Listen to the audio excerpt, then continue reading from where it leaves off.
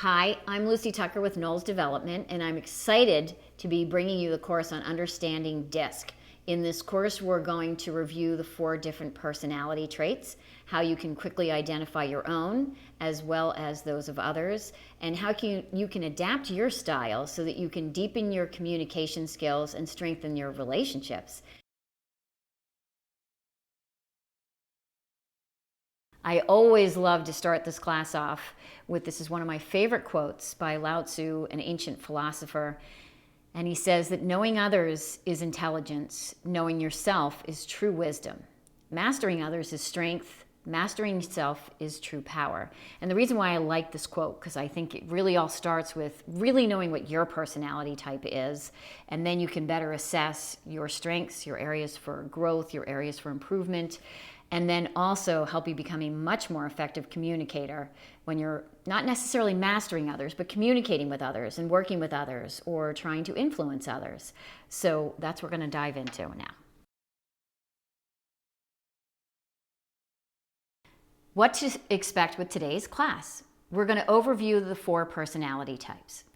We're going to identify clues to help you quickly determine which personality type that you're working with or what your personality type is.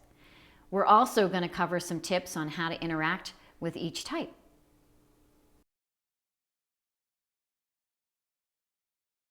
Truths about human behavior is a great place to start. One thing that is universal with all of us is that we meet and interact with people on a daily basis. It's impossible to get out there and not have an interaction with someone. And every single interaction that you have is going to increase or decrease your credibility with that person. So this is when you're going up to order your coffee in the morning at Starbucks, or when you're greeting the bus driver and you're dropping your kids off at school, when you're in a sales profession, anybody that you're having a conversation with or hoping to have a conversation with, you are going to interact with them, and how you respond to them and how they respond to you is going to increase or decrease their belief or credibility in wanting to interact with you, do business with you, listen to what you're saying. The other truth about human behavior is the way that others respond to us is a direct reflection of how we are treating them. So speaking more on the way others respond to you being a direct correlation on how you're treating them, it's a great time to pause and talk about the golden rule. Many of us grew up learning the golden rule: do unto others as you would have done unto you. Well, we're going to find out today why the platinum rule, my favorite rule to live by, is more important. The platinum rule, if you have not heard of it before, is do unto others as they would have done unto them. So you'll see why that's going to be important. So in the professional world, personality assessments are important to understand because if employees don't like you, they won't work hard for you. This is a common trait out there. And if people tend to buy from people that they like, that they feel they have something in common with, that they feel like they're listening to them. And you do not sell a product, you influence people. These are all important guidelines to consider when you're working in the professional world. Generally, the 4 ways that people act are: some are forceful and direct and results oriented. Some are optimistic, fun, and talkative, while others are steady, patient, and relaxed. And some are precise, accurate, and detail-oriented. You're going to find that we're not pigeonhole anybody into one personality assessment or another, but you will find whether it's the Abelson, Myers-Briggs, the DISC profile, there's several different personality assessments out there, but they all do generally fall into these 4 categories. Well, understanding those personality types, we're going to start with the D. That D, a good word to think of there's a lots of D words. Dominating, the driver. They're the one that are going to get into action and do things. The I for influencing, is a great one, a word to associate with a high I or an I. They're very expressive. An S is steady, they're supportive, they're amiable. And a C is compliant, careful, precise. They're the analyzers. So again, those are the 4 most common categories. D for driver, I for expressive, S amiable, and C analyzer. We're going to dive deeper into each of those.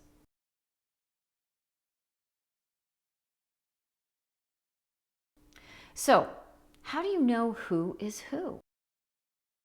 Understanding that high D, well, that D is looking for results and efficiency. They are known for being very direct, they are self-reliant, they're competitive, they're high risk takers, and they're very results oriented. They have a desire to change the environment around them, sometimes others dismay, and they have a great sense of urgency. They want to get things done.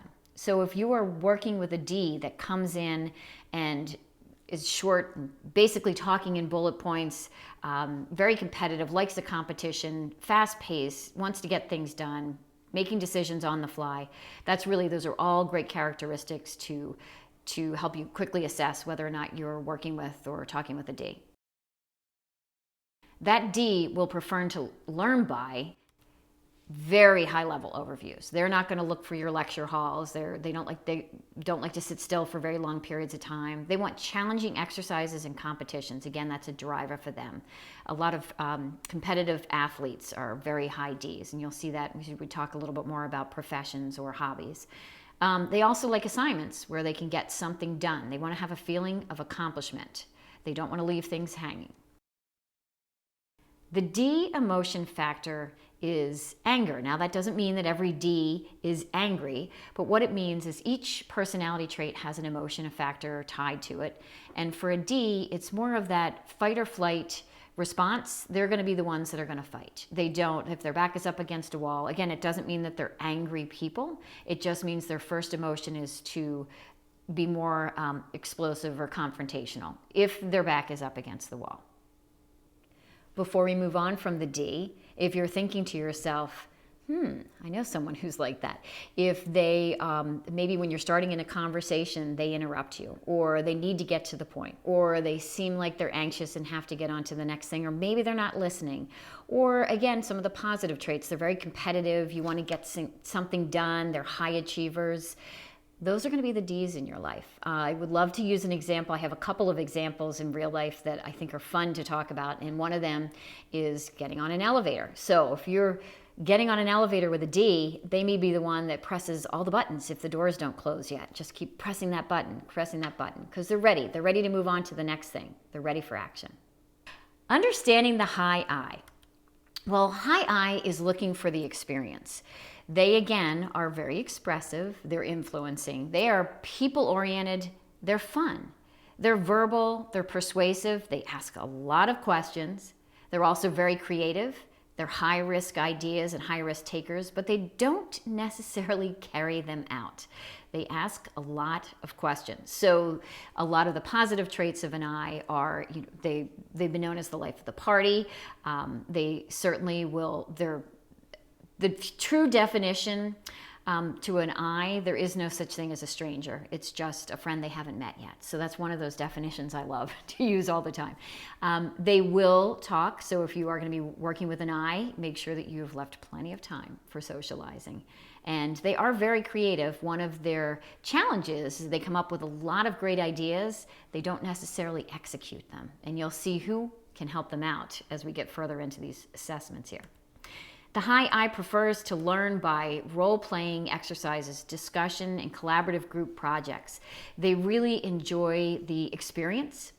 They are very emotional. They come from feelings. So when you hear somebody talking about things like that, they're definitely going to more than likely be an I. Very optimistic. If they're a silver lining person, if they're we can do it, get it done attitude, it's more than likely an I. So if you're thinking to yourself, wow, I know that person. Sometimes they just never stop talking. But they're always so much fun to be around. And they come up and give me a hug every time I see them. They may be extremely creative, come up with amazing ideas. They're also known to not necessarily be detail-oriented. They tend to show up maybe on time, but sometimes late. They will not be early. If you're thinking of yourself, any of these personalities that you might know or these descriptions here, then it's more than likely an I. If they want to go out and have fun and socialize and it's hard to drag them away from a conversation, it's probably an I. Back to the elevator analogy, if you get on an elevator, an I would not be out of character for them to turn around and look at everybody on the elevator and ask them how their day's going or start a conversation. Understanding the high S. When you're working with an S or think you are identifying an S, the experience that they're known for is they're very people-oriented and warm. They're stable, they crave stability, they don't like change. They're constantly the peacemaker or peacekeeper. They do not want to rock the boat. And they're very systematic and methodical. They're not risk takers. So if you have someone that is, they're great teammates. They're very supportive. They want to get along with you. They want to get along with everyone. Where the challenges come into place is they are not very decisive and don't necessarily want to make a decision. Not in a bad way, but they know if they make a decision, someone is not going to be in agreement and someone's feelings are going to get hurt. So we see a lot of teachers that are very high S, and it's a wonderful profession for that. The S prefers to learn by demonstration, practicing individually or in small groups, or shadowing someone. Again, that security piece there, someone's going before me, I can see how they're doing it, and then maybe I'll jump in. So the emotion that is attached to S is unemotional. Now that does not mean that an S is void of character. What it means is if an S is in a challenging situation or an uncomfortable situation, more than likely they're going to internalize it. They're going to get very quiet. I have a very high S in my family. We do say that S stands for Switzerland because he does not like to take sides when it comes to that. He wants everybody to be happy. But if he's upset, usually he's gone off somewhere and he's very quiet. So that is a key trigger there, that if you are working with someone or someone works for you as an S or someone in your personal life as an S, if all of a sudden they've gotten really quiet and reserved, something's probably up. So when you're thinking about those S's that are in your world, again, I started to allude to that. They want security. They don't like change. They're really incredible teammates. You want to have a lot of S's on the team with you because they're your number one supporter. They do not want to rock the boat, as I mentioned before. So they will be very supportive if you need someone to rally around you and support you. Again, if they're up against the wall, they're going to be reserved and quiet and might not speak up for themselves. So if you're working closely with an S, make sure you encourage them and bring out their positive traits because they have so many. Back to that elevator analogy, the S will be the one holding the door for everyone to get on, even to the point where the door starts to close or it's full. And they will say, don't worry about it, I'll get the next one. Now we're going to talk about understanding that high C. The high C is looking for information. They're known for being task-oriented, seeking details and analysis, having a very critical, sometimes extremely critical, eye or nature, which can come across as critical, but it's really just them being a perfectionist. So don't take it personally if you're working with a C, and they, again, to you, the interpretation may be they're very critical of your work or what you're doing, but they really just want it to be right. They want it to be perfect. So again, they're very methodical and very careful. That high C prefers to learn by highly organized fact-based lectures. They read a lot, sometimes even 3 books a day. They study role models and like to emulate them that way. So they will look for proven methods. They want to see that there's analysis there, and they'll move forward after that. They are very slow to make decisions because they want to have all that information in front of them. And that C emotion factor we tie into it is fear. And again, like the S, this does not mean that they're a scaredy cat or afraid to move forward. What it means is they really want to have all those facts in front of them. We often refer to paralysis analysis when talking with a C because they want to make that decision and they're going to make it once and they're going to make it right. So the fear of moving forward or the fear of being wrong. Their work, they are extremely high perfectionists, so they don't want to have anything criticized. They want to make sure that it's right.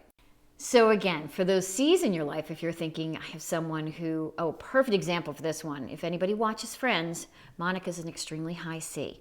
When you think about how clean her apartment is and how she's very analytical, and some might say anal. But if you've got someone in your life that wants to make sure they have all the facts in front of them, if they say, show me the numbers, if they say, where's the proof behind that, those are the C's. Those are the C's that you're looking for. You definitely want a C on your team because they're the ones that are going to catch the things that everybody else doesn't catch. They're that critical eye, they're that crossing those T's and dotting an I that's so crucial to not making mistakes, to moving forward. So it's very important to have a C on your team, especially if you're an I that doesn't necessarily pay attention to the details. Now we go back to our analogy of getting on that elevator. Well, the C is going to get on, and the first thing they're probably going to look at is how many people are on the elevator, counting up the weight, and then looking to see when the last time the elevator was inspected and have you exceeded that weight. I think this is an important part to stop and say we do need all 4 personality traits. There is no right answer. There's no wrong answer. All of us have a little bit, maybe a little bit of everything in us, but you usually tend to lead with one and then are supported by another. Usually there's 2 disc traits that you might find in yourself as we're going through this, being like, I relate to that, but I also relate to that. Or I definitely don't relate to that is also an easy way to identify what your personal trait is. So for that D, that driver, again, what excites them is action. They want to out-accomplish. What I mean by that is give a D a competition or say to them, I don't know if you can do that. They're going to be like, watch me. So they will get it done. Their greatest fault is they can't stand weakness. They don't like weakness in themselves. So if they see it in another, it might be something where there might be some friction in that relationship. And their greatest fear, again, is being soft, which ties in very closely to that weakness piece there. When you're working with a high D, I'm going to give you some tips here so that you'll have success with them. Do's when you're working with a high D, be very clear and specific, brief and to the point, stick to business, and come prepared with your objectives and materials in a well-organized package. Do not come in with papers flying all over the place. Do not waste their time. You want to present the facts in a very logical, get-to-the-point solution. They are looking for, come in, tell me what I need to do, solve my problem, and be done. So when you're working with a D, again, those do's, think about the ways you communicate with them as well. Not just verbally when you're in a conversation, but also text or email. I was working with a D once, and I was providing with lengthy emails with all kinds of information and realizing I was getting short, curt answers back. And I thought I should try a different approach. So the next time I emailed him, used bullet points, and it was amazing the way the communication changed. He came back with, he felt heard. He's like, I see what you're saying there. So the interaction was clear. So if you're getting that friction when you're communicating and not getting your point across, or they don't seem to be hearing it, think about what trait might work better and what approach. When you're working with that I expressive personality type, the things that excite them, some similar to D's. They really like tossing around ideas. They're very, again, they liked that role play for exercises, so they want to be in a collaborative group there. They are fun to be around. They do like being in those groups. Their greatest fault is erratic. They are definitely squirrels. They'll chase that silver object over there. You have to keep them in check, for sure. And their greatest fear is not being liked. So those do's when you're working with that high I, make sure you leave time for relating and socializing. Again, if you have an II that you know you're going to be interacting with, you want to leave yourself plenty of time because your time will probably run over. So pad it and cushion it. And then you want to plan that interaction that supports their dreams and their intentions. Again, all about that emotion and experience. The I is always looking for that experience. You want to ask for their opinions and their ideas regarding people and what their thoughts are on a process. And you want to use enough time to be stimulating, fun-loving, and fast-paced. So if you're communicating with that high I, especially if you are a high I, you definitely want to make sure you have time limits set because your time can run over. So if you're on the phone with them, just know that it's a great way to start off and say, so excited to have this conversation with you. I do have an appointment at 12, so I need to get off by X. So set a time limit or a barrier there. And again, emotions are really important to them. They wear their heart on their sleeve. Whether they're happy, sad, angry, you will know it when you're working with an I. So take that into consideration too. But leave time to socialize, ask them plenty of questions, and leave them time to tell you how they're feeling about whatever it is that you're discussing with them. So now we're going to talk about the overview for those S, the amiable. people. They like a productive routine. We talked a little before how they have systems in place. They want to stick to it. They don't necessarily like change. They're extremely easy to get along with. Again, essential members to your team. You always want to have S's on your team, and they will be there to support you. The timidity piece being their greatest fault. Again, we want to talk about if an S has gotten really quiet on you, make sure you check in with them, because they have they're a valuable member of the team, and they have value to share, and you want them to speak up for themselves. So encourage that. And again, their greatest fear is change. So if you know you're going into a situation and you're working with an S and they do have to go through a major change, be sensitive to that and know that it's going to be hard for them.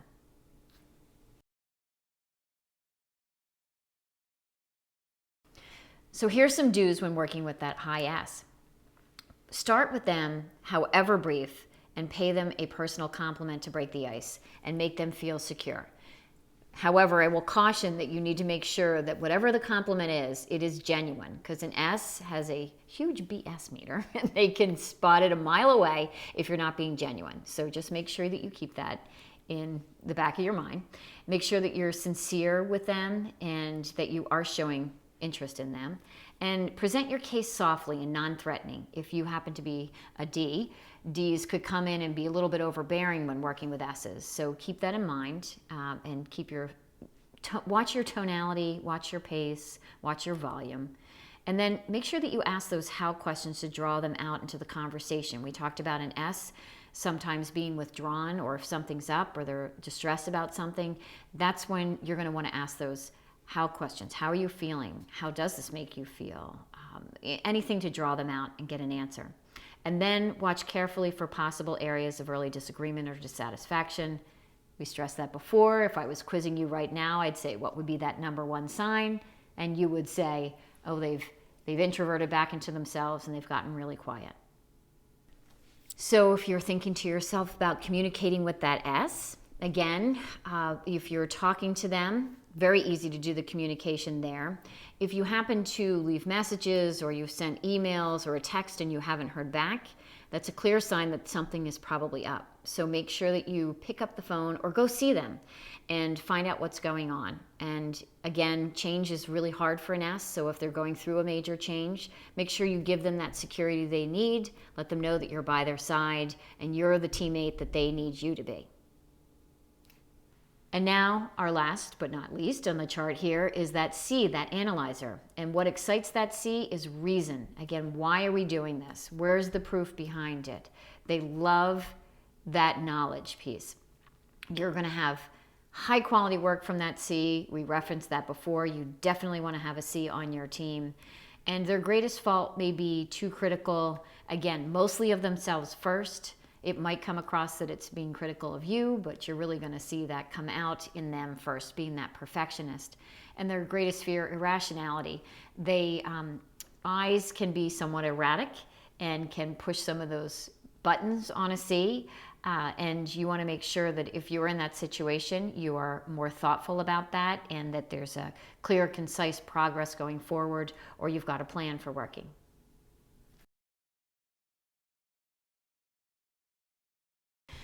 Those do's for when working with that high C and you have success, you're going to prepare that case in advance. If there's numbers involved, make sure that you come with those numbers that support the reason or the direction you want them to go.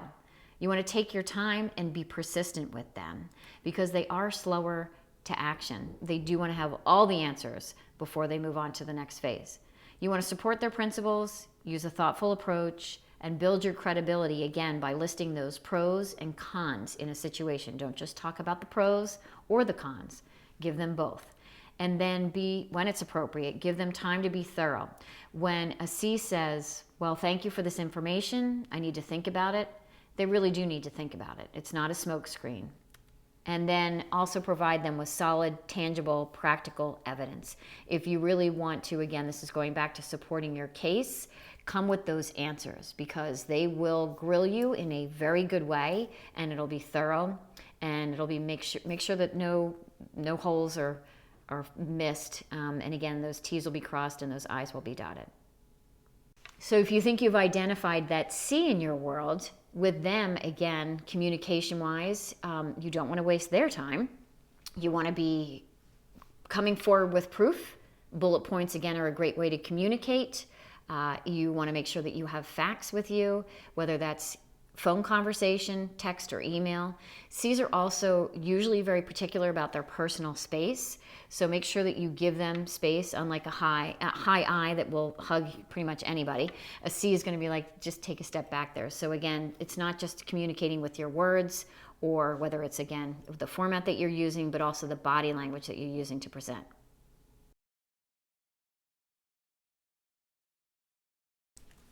So you may be asking yourself at this point, what about when you work closely with someone?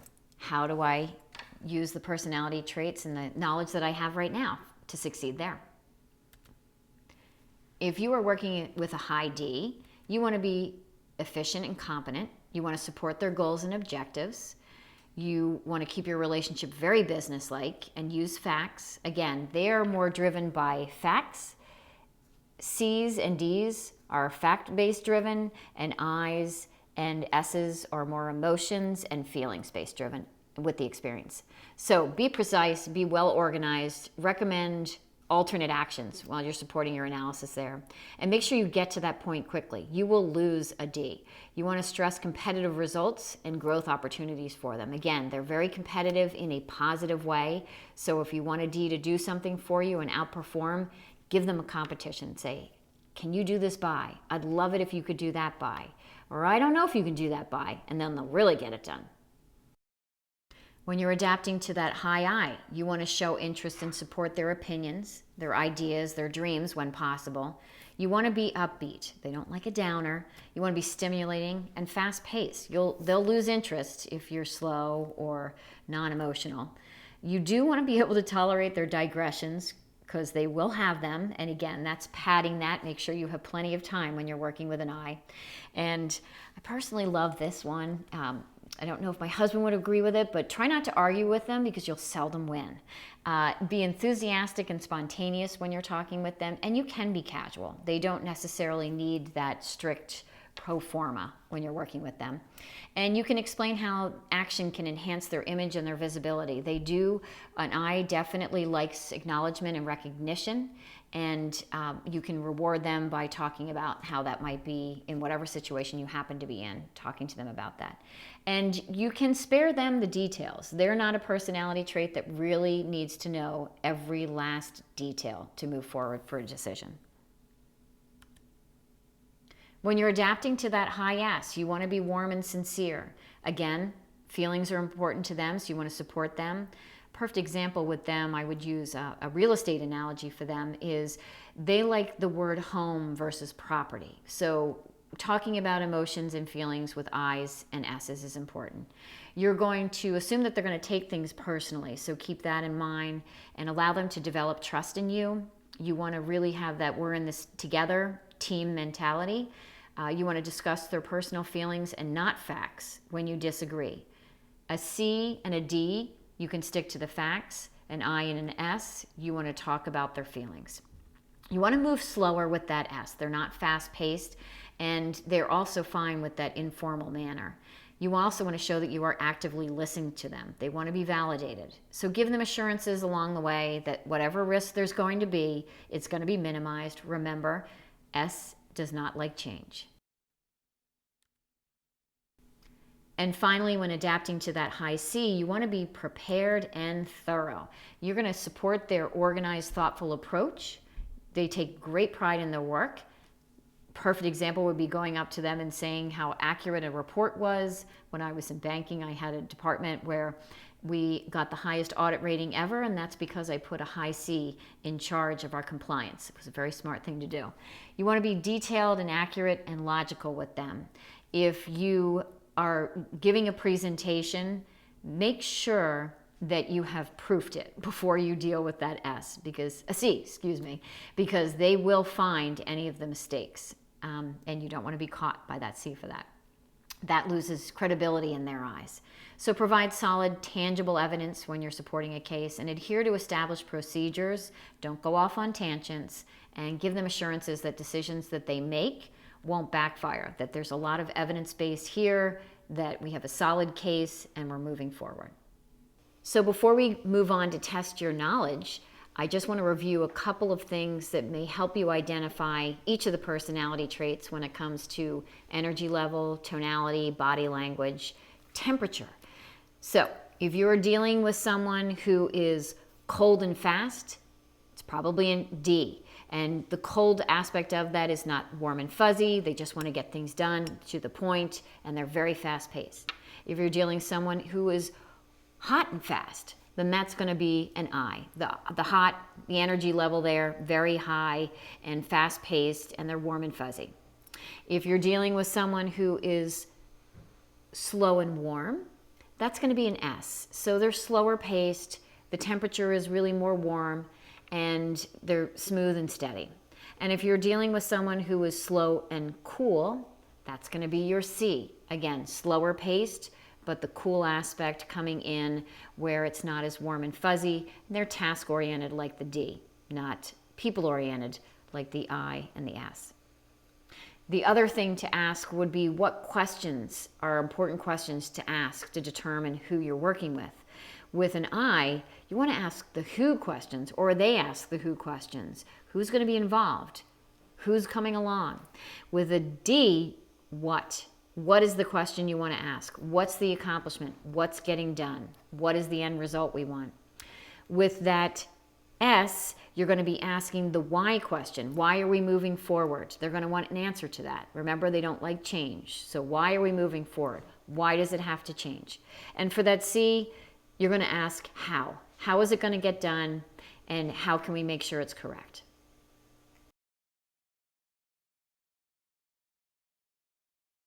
All right, now we're going to test that knowledge that you've learned today, and I'm going to have you pause the video for a moment and take a look at the screen and write down the answers, and we'll be back and see how you did.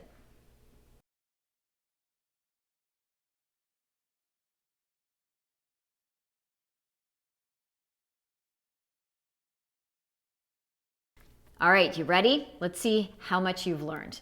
So when we're talking about purchasing something, someone who makes a quick decision, if you said I, you're right. When it comes to change and they love change, well, we know who that's not, but if you said D, you'd be correct. With that conflict response, if they're avoiding anything as far as conflict goes, then you know it's going to be that C. And with that, it could be an S as well, but we'll accept C as the correct answer. When they're driving, if they're visual and they're looking around, the radio's on, it's going to be an I. That office decor, if it's family snapshots and homey atmosphere, shots of them and their kids, then it's going to be that S. For goal setting, many goals, high risk, usually not written down, again, high D. Email, letter writing, if it's a long letter and it gives lots of information, it's going to be an S. And for organization, if everything is in its place and they're perfectly organized, you know you're working with a C. If they read fiction or self-improvement, chances are they're an I. With rules, if they know them and they follow the rules and they're by the book, you know it's that C. And if they stand leaning forward towards you or hand in the pocket, like they're ready for the next thing to happen, it's going to be that D. For stress relief, if they have alone time or they want alone time and that gives them, that re-energizes them, it's going to be more than likely a C. And if they like Reader's Digest or National Geographic type magazines, then they're going to be an S. And if they're conversations, if it's little chit-chat and to the point and they're very direct, then you know you're dealing with a high D. So you've gotten a lot of information here, and hopefully you've done well on that quiz. We'll move on to another one in a second with personalities tied to people that we all know. But I'd like to use that rules of the book as another place where you can give a clear-cut analogy. Again, the C's are usually the ones who create the rules. The S's follow the rules. The I's might not know that there are rules, and the D's usually just break the rules.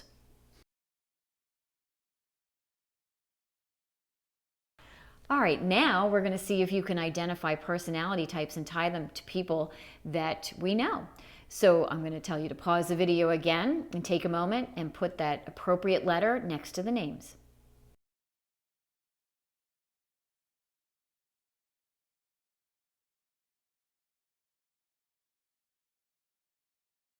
All right, we're back. You ready to see? Oprah Winfrey, if you said hi, you are correct. Barbara Walters, might be a little tricky there, but she is a very high D. You do not want to be interviewed by Barbara Walters if you have anything to hide. Mr. Rogers, that wonderful children's TV host, very high S. He's the epitome of S. And Mr. Spock from Star Trek, very precise and to the point. He is an extremely high C. With Michael Jordan or John McEnroe, very competitive sports personalities, they're high Ds. And Gandhi and Mother Teresa are excellent examples of that high S. Jack Nicklaus, a competitive sports person, but also a professional golfer, extremely precise and calculating, is a high C. And then Robin Williams, very entertaining, very outgoing, is a high I. At this time, I'd like to thank you for your time today and taking this course. If you're interested in learning more, keep an eye out for Understanding DISC Part 2, where we dive a little deeper into all the personality traits.